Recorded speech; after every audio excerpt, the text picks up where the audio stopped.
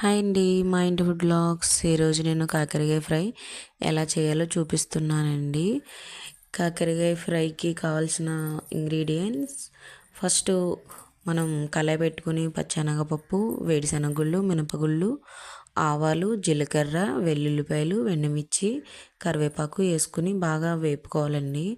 బాగా వేగాక కాకరకాయ ముక్కలు చిన్నగా కట్ చేసుకోవాలండి. అవి కూడా బాగా వేగాలండి, బాగా మగ్గనివ్వాలి. ఫస్ట్ పచ్చివాసన పోయేలా మగ్గనివ్వాలండి. మగ్గాక అప్పుడు పసుపు వేసి కారం, ఉప్పు కూడా వేసి బాగా వేగనివ్వాలండి.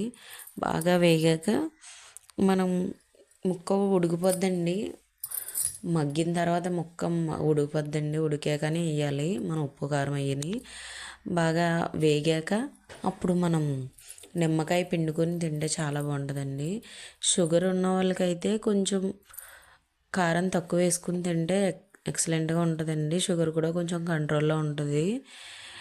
ఈ హెల్దీ ఎక్కువ కదండి, మనం ఎవరైనా సరే రోజు తినాలంటే తినలేము.